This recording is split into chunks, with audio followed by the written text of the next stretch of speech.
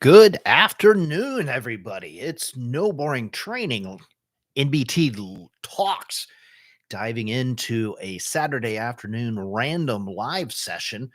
Wanted to hop on here, had a great experience this week. I got to do some training internationally and had some really good positive takeaways from it. So, wanted to share some of those experiences. So you're training internationally, you're delivering some content, you're doing some workshops, and your learners, your participants, are learning in a second language. Their primary language is not what you're speaking. You're not speaking their primary language. You're instructing in a secondary language to them, maybe even a tertiary language.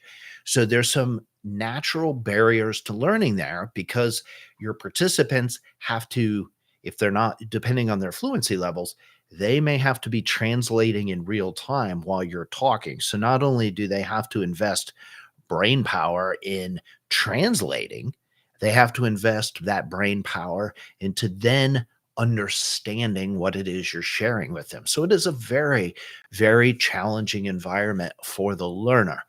And there's a lot we can do as instructors to avoid putting additional barriers on our participants. When you're learning in a second language, it is a lot of energy. So, what can we do as corporate trainers to make that more effective? Here are some lessons learned I wanted to share here on this random Saturday afternoon. Like, comment, subscribe.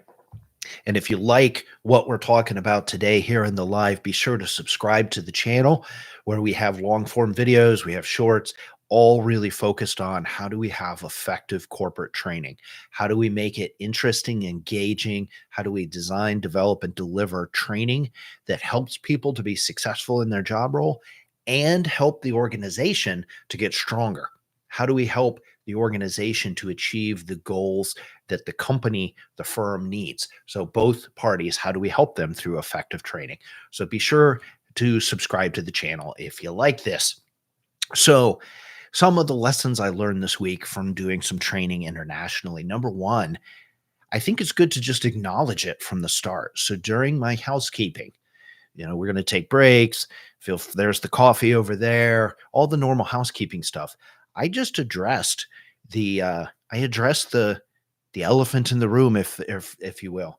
I addressed that. Hey, my I speak one language. You're having to learn in your non-primary language, and I recognize that. And I think acknowledging that and showing some empathy for the learners is an important sort of first step to sort of building trust. To to uh, to really just paint that picture in a very nonchalant way, just right to the point. Number one is acknowledge that it's tough to learn in a second language, and I, as the instructor, recognize that. Number two, number two takeaway was I think it's good to be a little disarming about it because you don't want it to come across as if it's the participant's problem or that it's a weakness on the participant's part. So in my particular case, this might not apply to you, but in my particular case, I speak exactly one language. I speak one language. I can kind of fumble my way through some German, but the language of the place I was at is neither of those. And I think the sort of second best practice is if you're in a position like I am, be disarming and just share as you're acknowledging, hey, I get it. You're learning in a second language, and that takes a lot of energy. And I respect that, and mad props to you for that. While you're doing that, also you can sort of disarm the audience to say, and I'm teaching in the only language I know. So it's my shortcoming that I can't teach you in your primary language. So acknowledge that they're learning in a second language and disarm the room. In my particular case, I made a little joke about how I tried to speak the local language, mangled it, completely messed it up. And I told that story in a sort of self deprecating way. And it, I think, was really helpful to the audience. There was a lot of good natured ribbing of me throughout the workshop. about that mistake I made. And I think that was a little disarming. So acknowledge it, disarm the audience if that makes sense. All right. What else can we do? Give permission. We'll talk about that in a minute. Be sure to like, comment, subscribe if you find this helpful. Give permission. Here's what I mean by that. Give the audience permission to ask questions, ask to repeat. If something doesn't make sense, it's totally okay to stop me. I'm not going to be offended. It's my shortcoming that I can't speak your language. So give your audience permission to interrupt you. Also, give them permission to turn and translate for each other. And that's what I did with my audience. I told them, I said, listen, if you're not understanding, it's okay to turn to your colleagues, speak in your language, and get your questions answered. I'm not going to take that as you're being rude or that you're just, chit-chatting and not paying attention. I'm not going to take offense to that. So if you need to translate to each other, go ahead and do that. And I think giving the room permission to ask questions or translate to each other is a great way to communicate to your audience that I want to help you. I want my information to be understandable to you. And I recognize that you might have to take an additional step to make that happen. And that's totally fine. And again, it's my shortcoming that I can't speak your language. So give them permission. All right, what else do we do? So I've taught international audiences several times now, and I think it's important that you naturally speak a little bit more slowly, like just a little half beat slower than you might speak normally, and include pauses, not awkward pauses, but when you say something, pause and let that give your audience time to catch up. And here's what I mean by that. They have to take in what you've just shared, possibly translate it in their mind. Then they start reflecting on it. Then they start thinking about whatever it is you just shared. So you have to build those pauses into your delivery to give them the time to do that. So slow down a little bit. If you naturally speak more quickly, this is good practice to slow down.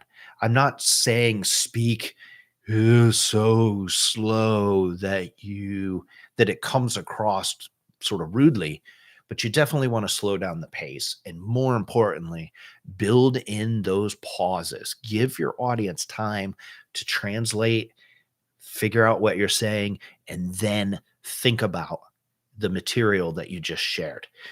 Naturally, those pauses allow them to then put their hands up and start asking questions too. So whether you're instructing an international audience or somebody in your own language, those pauses are a superpower. All right.